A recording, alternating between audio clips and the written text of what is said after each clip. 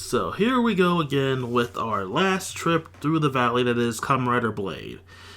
Before we move on to Hibiki, and let me tell you, I really want to delay the Hibiki video. That's why I'm doing this video. Partially because I want to delay Hibiki, partially because I honestly like this movie. So, just like with 5 episodes before it, Blade got a movie taking place in an alternate continuity, which basically all the movies around this era take place in different continuities than the main one until we get to Decade, in which case then the movies are now canon. But we'll cross the Decade barrier when we get to Decade in like a year or two. Oh yeah, I'm trying my best to delay Hibiki. Anyway, this takes place in alternate continuity, and while I can't determine where the episode split is, in this specific continuity, this is one where Kanzaki didn't really have so much... Well, he did have the moral conflict of fighting Hajime, but he got over it, and they had a glorious final fight, and Kanzaki managed to seal Hajime away, thus ending the threat of the undead and ending the battle fight. Until 4 years later, and some asshole unseals the undead all over again. Yeah, remember what I said last time about how eventually someone's going to unseal the undead again and just cause this whole mess all over again? This is specifically what I mean. Some asshole's going to keep unsealing them because they either want power, do it by accident, or just idiots think they can control the undead for some reason, and just start this mess all over again. Anyway, in this future, Kanzaki is a garbage man, Hajime is obviously sealed away, Mitsuki has graduated and hates the idea of becoming a writer yet again, which, yeah, who can really blame him for that considering the whole mind control scenario he was going through?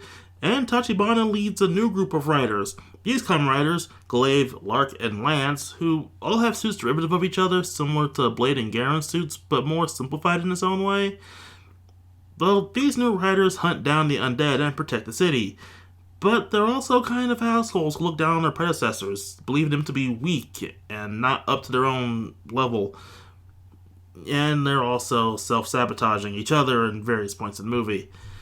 Anyway, Glaive's wielder, Junichi Shima, leads this team of smug assholes, and yet again they look down on all the previous writers. However, there's something strange on this timeline, and it centers around Amane, the little girl who saw Hajime as a friend / big brother / father figure before he was sealed away, has become delinquent in her teenage years. I didn't really mention Amane much because she's very much a tertiary character. Yeah, she's really a big part of Hajime's arc, but outside of that, she's pretty tertiary to the overarching plot. Anyway, here she becomes one of the main characters. She's acting out and being delinquent because, yet again, dead dad, dead father figure, really misses Hajime. And, well, all the friends she used to have when she was a kid, the more older friends, basically kind of drifted away over time. So she's basically doing the whole I want attention thing and has no other option but acting out. Anyway, Amanda wants to see Hajime, who was sealed away, but for some reason the undead seem to be attracted to her. That's explained later that there's this weird energy thing about her, but we'll get into that towards endgame. Anyway, the undead are acting up now more than ever, and someone's killing off the new team of writers before it's revealed to be Junichi, who's actually a second albino Joker undead. And yeah, he's completely white Joker undead, which is honestly a pretty cool concept, but they really don't do much with it. He's basically just a smug asshole undead who wants to get ultimate power by using the weird energy around Amane in order to unleash a new unstoppable power, outside of the one he already controls as being a Joker undead. Anyway, amidst this, Kazuma Kanzaki has to get the band back together, as well as do battle with his own Ace Undead, this is the first time we're actually seeing this. Yeah, we see basically all the Ace Undeads outside of Garen's Undead throughout the course of the series and movie, which is kind of weird, but I guess Garen held on to his harder than anyone else did, or just tracked it down afterwards.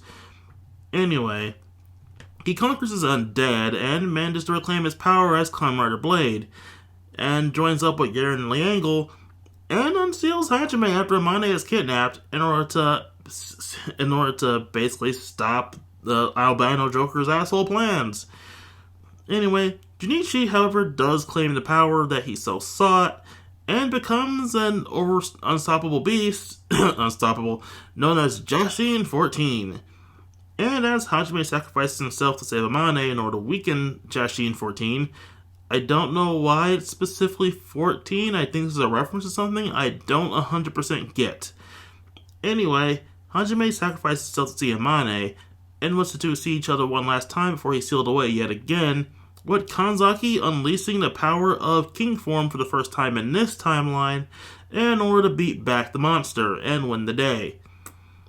So, this is a pretty simple and quick movie in all things. I mean, all Kamen Rider movies, when you get down to the basics, are simple and quick. Most Toei movies are.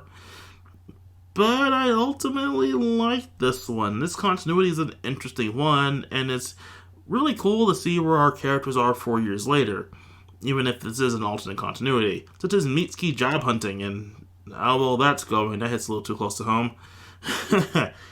Anyway, seeing our new characters, seeing our various characters, even the silent ones in interesting new situations is always interesting, especially if you grew attached to them. The one thing that is annoying is that it seems like this is setting up a 3v3 fight between our various different rider teams, but it never really comes about. As soon as the midpoint hits, the ace team starts getting killed off because their leader is an albino undead and a bit of an asshole. We really don't see these suits do really all that much in the movie, and we really won't see them do all that much until we get to Decade, in which case these suits are one of the many recycled suits in Decade. I honestly like that fact about Decade, though, so, Anyway, while it does hint to some things, it really doesn't really go anywhere, which is a bit of a shame, because these guys could have used a lot of fleshing out, even though we really didn't have that much time to flesh out much of them outside of the fact that the girl wants to bone Junichi. They're all kind of assholes, and they really don't like the previous writer team. So yeah, I didn't like these new guys, and there's a thing with these movies where the writers introduced are ultimately pretty bare. Like, I can only think of like maybe one or two movie exclusive writers to have any depth to their characters or have any standout character outside of I am just here to be the final boss and get pwned for the finale, and or I'm just here for a temporary power-up scenario. The ones I could think of will be mentioned when we get to those movies in particular. They're not into Heisei Phase 2, so we won't be seeing them for a while. Anyway, outside of the suits looking pretty cool, and the idea of the albino Joker being pretty cool, because most decks do have two Jokers, so having to be a second Joker outside of Kanzaki himself is an interesting premise, and seeing how this Joker acts. Although this does mean that the game is a bit stacked in favor of the Joker if there are two of these uber powerful monsters running around. Yeah, it's all kind of bare. Also, I should mention it, like especially with all these movies, there's always this ultimate weapon thing that the main rider can overcome either with a new power or debuting a power earlier than he does in the actual main series. It's just a thing you get used to over time, but it does become a bit annoying to see this whole movie be the villain. I've attained this great ultimate power and no one can stop me. Oh no, I'm being stopped. I mean, some of the movies try to explain it, but other times it's just like, why is this thing getting curb stomped right now? It's just kind of funny. So overall, this movie is a decent fun time if you enjoyed the cast of Blade, or just enjoyed the setting of Blade and want to see a bit more of it. And yeah, this is a pretty quick one. I don't have a lot to talk about this one compared to Paradise Lost from last time, and I probably won't talk about another one of these movies until we get to Godspeed Love. I think that's the title for the Kabuto movie, only because that one's kind of canon to Kabuto, because Kabuto is weird. Anyway, I'll see you all next time. Gonna delay that Hibiki video as long as I possibly can, because I need to gather some thoughts on that series.